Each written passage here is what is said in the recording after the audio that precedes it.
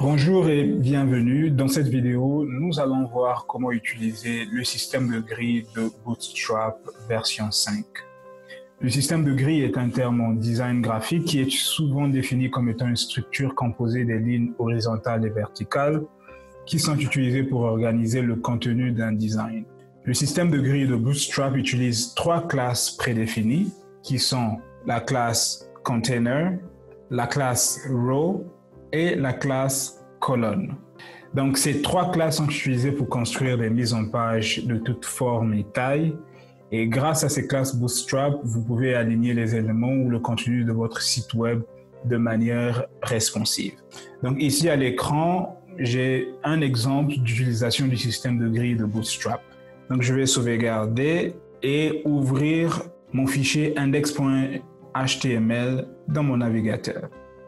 Et comme vous pouvez voir ici, j'ai 12 colonnes qui ont été créées et ces 12 colonnes ont la même largeur.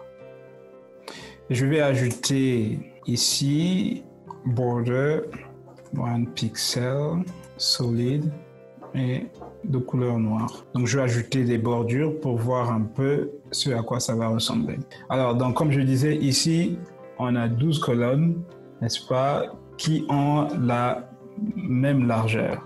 Et aussi, ce qu'il faut retenir, c'est que le système de grille de Bootstrap permet d'afficher jusqu'à 12 colonnes sur une ligne. Okay? Donc, sur une page web, avec Bootstrap, on peut afficher jusqu'à 12 colonnes. Mais il n'est pas aussi nécessaire d'utiliser les 12 colonnes, n'est-ce pas? Par exemple, si vous voulez utiliser seulement 3 colonnes, ce que vous devez faire, c'est que vous pouvez supprimer ces colonnes ici et garder 3 colonnes.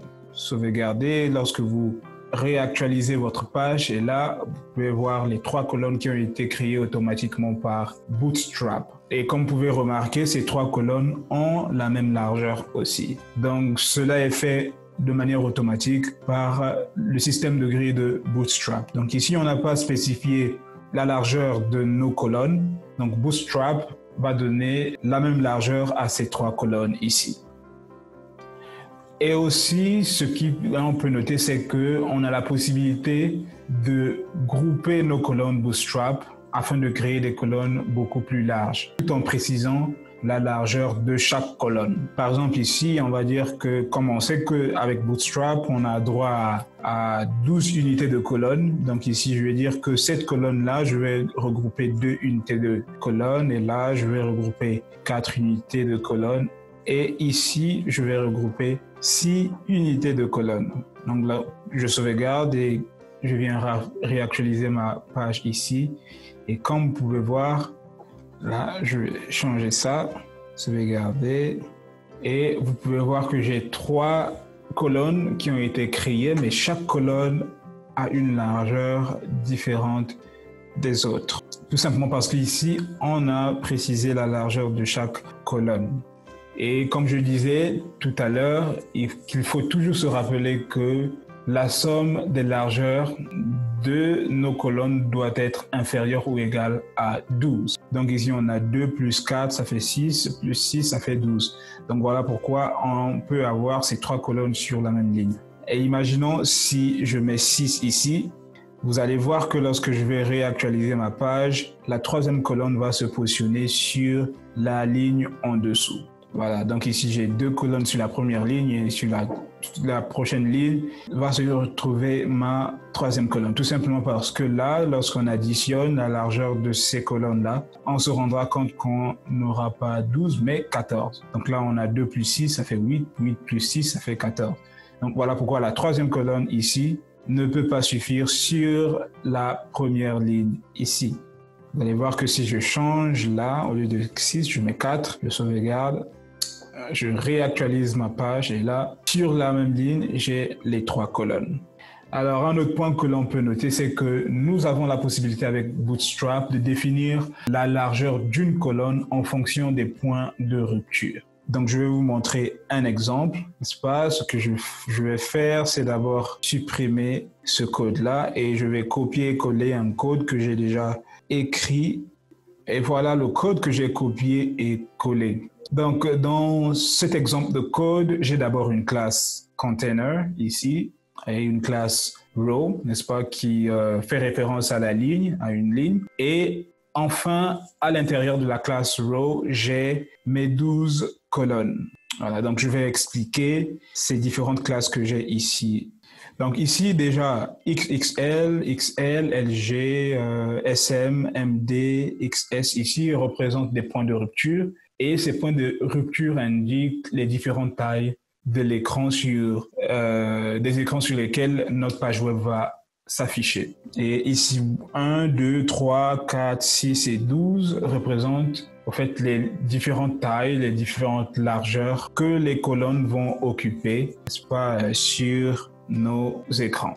Alors, donc ici, colonne-XXL-1 signifie que cette colonne particulière va occuper une unité sur les 12 unités de la ligne sur un écran extra large. Ici, colonne XL-2 signifie que cette colonne particulièrement va occuper 2 unités sur 12 unités d'une ligne sur un écran extra large. Et ici, colonne LG-3 signifie que cette colonne en particulier va occuper 3 unités sur 12 unités d'une ligne sur un écran large. Ainsi de suite. Donc ici, on a SM qui veut dire small en anglais et petit. Donc ça veut dire que colonne SM-6, cette colonne va occuper 6 unités sur 12 unités d'une ligne sur un écran de petite taille. Maintenant, si je sauvegarde mon projet et je rafraîchis ma page, vous pouvez voir les différentes colonnes qui s'affichent ici. Donc, les différentes couleurs aussi dépendent des classes que nous avons spécifiées ici. Donc, ici, nous avons des classes prédéfinies, des classes Bootstrap prédéfinies qui nous permettent de pouvoir mettre des couleurs de fond au niveau de ces différentes colonnes. Maintenant, laissez-moi réduire la taille de la fenêtre de mon navigateur pour simuler la taille de l'écran des différents appareils mobiles que l'on peut utiliser. Et donc, au fur et à mesure que je diminue, vous pouvez voir que l'emplacement de mes colonnes change aussi. Donc, plus je diminue, plus l'emplacement change. Okay? Et plus j'augmente, on voit que mes colonnes se repositionnent automatiquement aussi. Donc, comme vous pouvez le constater, le système de grille de Bootstrap permet de construire des pages web qui sont responsives, qui s'adaptent au fait à la taille de l'écran. Et donc, avec ces classes prédéfinies, on a la possibilité de pouvoir définir exactement comment est-ce que notre page web ou le contenu d'un site web pourra se présenter à l'utilisateur. Donc, c'était ça concernant le système de grille de Bootstrap. Merci d'avoir suivi. J'espère que cette vidéo a été instructive et à nous revoir sur la prochaine vidéo.